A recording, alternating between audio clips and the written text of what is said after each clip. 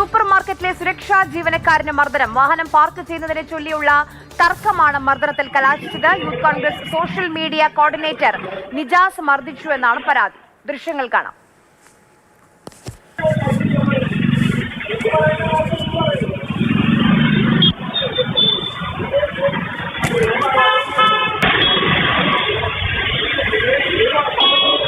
ആലുവയിൽ സൂപ്പർ മാർക്കറ്റിലെ സുരക്ഷാ ജീവനക്കാരന് മർദ്ദനമേൽക്കുന്നതിന്റെ CCTV ദൃശ്യങ്ങളാണിത്. വാഹനം പാർക്ക് ചെയ്യുന്നതിനെ ചൊല്ലിയുള്ള തർക്കം മർദ്ദനത്തിലേക്ക് എത്തുകയായിരുന്നു. Youth Congress social media coordinator Nijas മർദ്ദിച്ചു.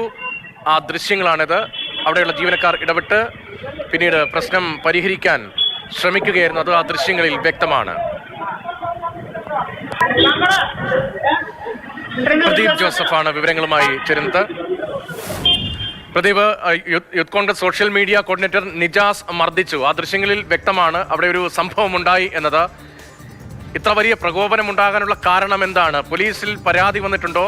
നിയമ നടപടികളിലേക്ക് കടന്നിട്ടുണ്ടോ?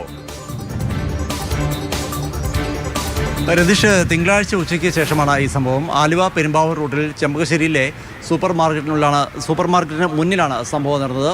വാഹനം പാർക്ക് ചെയ്യുന്നതുമായി ബന്ധപ്പെട്ട തർക്കത്തിനൊടുവിലാണ് മർദ്ദനമുണ്ടായത്.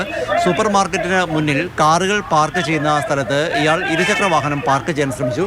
സെക്യൂരിറ്റി ഇത് തടയുകയും ഇതിനെ ചോദ്യം ചെയ്യുകയും ചെയ്തു. തുടർന്നാണ് വാക്കേറ്റമുണ്ടായത്. ആദ്യം പിരിഞ്ഞു പോകാൻ തുടങ്ങി. വീണ്ടും സെക്യൂരിറ്റി ജീവനക്കാരനും ഇയാളും തമ്മിൽ വാക്കേറ്റമുണ്ടായി.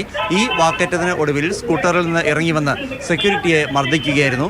ആലുവ സ്വദേശിയായ 73 വയസ്സുള്ള ബാലകൃഷ്ണൻ എന്നയാളാണ് സെക്യൂരിറ്റിയായി ജോലി ചെയ്തിരുന്നത്. ഇദ്ദേഹത്തിനാണ് മർദ്ദനമേറ്റ് പല്ല് ഇളകിയിട്ടുണ്ട്. കൂടാതെ കണ്ണട പൊട്ടി ചില്ല് തറച്ച് കണ്ണിൽ കൊണ്ടതായും പരാതിയുണ്ട്. സംഭവത്തിൽ ബാലകൃഷ്ണൻ പോലീസിൽ പരാതി നൽകിയിട്ടുണ്ട്. തുടർന്നാണ് യൂത്ത് കോൺഗ്രസിന്റെ പ്രത്യേകിച്ച് ഒരു പൊതുപ്രവർത്തകനാണ്, യുവാവാണ്, 73 വയസ്സുള്ള ആളെ മർദ്ദിക്കുന്നു, അദ്ദേഹത്തിന്റെ പല്ലിളകുന്നു, മുഖത്ത് പരിക്ക് വരുന്നു, കണ്ണാടി പൊട്ടുന്നു എന്നൊക്കെ പറയുമ്പോൾ വളരെ ഗൗരവം. പ്രത്യേകിച്ച് ഒരു പൊതുപ്രവർത്തകനാണ് ഒരു പൊതു ഇടത്ത് ഇങ്ങനെ വളരെ മോശമായി പെരുമാറുന്നത്. മറ്റു നേതാക്കളുടെയൊക്കെ പ്രതികരണമുണ്ടോ? ഈ വിഷയത്തിന് വേണ്ട ഗൗരവം കിട്ടിയിട്ടുണ്ടോ? പ്രതികരണങ്ങൾ ലഭ്യമായിട്ടില്ല. തിങ്കളാഴ്ച വൈകിട്ടാണ് സംഭവം നടന്നതെങ്കിലും CCTV ദൃശ്യങ്ങൾ ഇന്ന് രാവിലെ കൂടിയാണ് പ്രചരിച്ചു തുടങ്ങിയത്. അതുകൊണ്ട് തന്നെ പാർട്ടി പ്രതിനിധികളുടെയോ അല്ലെങ്കിൽ പാർട്ടി ഭാരവാഹികളുടെയോ ഒന്നും പ്രതികരണം ലഭ്യമായിട്ടില്ല. സംഭവത്തിൽ പോലീസ് കേസ് എടുത്തിട്ടുണ്ട്. ഇന്നലെ ഇരുവരെയും സ്റ്റേഷനിൽ വിളിച്ചു വരുത്തിയിരുന്നു. അതേസമയം കേസെടുക്കാൻ വൈകി എന്നൊരു ആരോപണം ഈ ബാലകൃഷ്ണന്റെ ഭാഗത്തു നിന്ന് ഉണ്ട്. എന്തായിരുന്നാലും പോലീസ് കേസെടുത്ത് അന്വേഷണം തുടങ്ങിയിട്ടുണ്ട്. അതേസമയം ധാരാളം ദൃക്സാക്ഷികൾ ഈ കേസിലുണ്ട്. സൂപ്പർ മാർക്കറ്റിലെ ജീവനക്കാരുണ്ട്. മാത്രമല്ല സൂപ്പർ മാർക്കറ്റിലെ തന്നെ CCTVയിൽ നിന്നാണ് ഈ ദൃശ്യങ്ങൾ ഇപ്പോൾ പുറത്തു വന്നിരിക്കുന്നത്. മർദ്ദനത്തിൽ പരിക്കേറ്റ ബാലകൃഷ്ണൻ ചികിത്സ തേടിയിട്ടുണ്ട്.